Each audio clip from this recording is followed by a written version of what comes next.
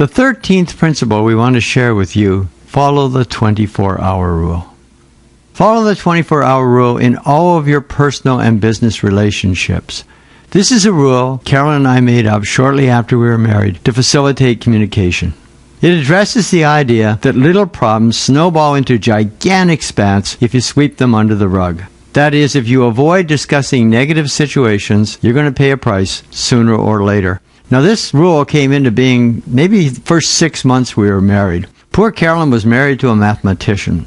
Something would come up that bothered me, and I thought I could work it out. So I go try to solve all the equations around this problem and do it on my own. And I'd be moaning and groaning and whimpering around the house. And she's looking over at me and has no clue what's bothering me. I'm not talking about it. I can't communicate about it. I'm going to solve it on my own. And you see, that's a real problem. We had to figure out how to overcome that, and we did it with the 24-hour rule. Now, before I give you the rule, I'm going to tell you another story.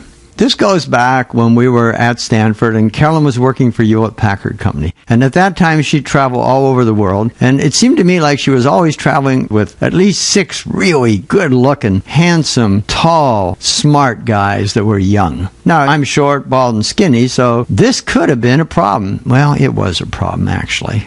You see, I'm fortunate as can be. I wouldn't, on a rational basis, ever distrust Carolyn.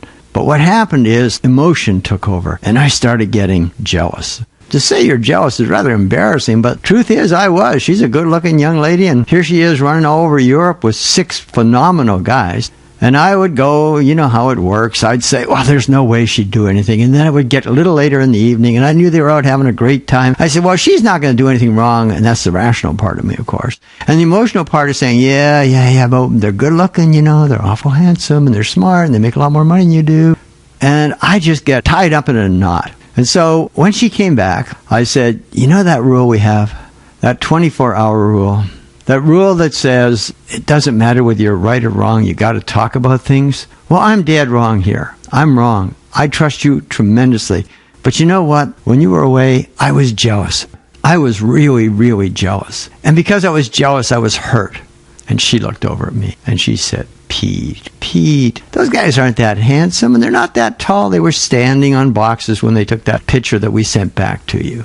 They have nothing over you. That's all I had to hear. We had a nice hug and everything was great. And we talked about it. We talked about our relationship and how special it is and how hard it would be to replicate. Talking about situations, working them out, that's always been good for us. And we've used that rule over the years several times. And the important thing is that you only enter that rule. You only start talking about it when you care about a relationship. We use this on the job all the time. We use it with our students. If a class doesn't go well or we don't think things are going well in the classroom because the students aren't preparing well, we don't let it sit. We walk right in, tell them how much we care about them, and tell them we got to confront this. And sometimes it's us. Sometimes it's us, and we want them to tell us. So the 24-hour rule, it's a phenomenal rule, and here it is. The rule says if either party in the relationship feels hurt or upset by the other's actions, even if they don't fully understand the reasons for their feelings or they're wrong, they have 24 hours to discuss the issue openly, or else they forfeit their right to use it as leverage at a later date. Now, they can raise the point, and you can show sympathy, but they're not going to score any points. This is a phenomenally important rule. For us, maybe the best rule in our marriage. Don't use it much anymore, but early on it was critical, and we use it on the job all the time. It has helped us get more and more out of all of our relationships, and we hope it does the same for you.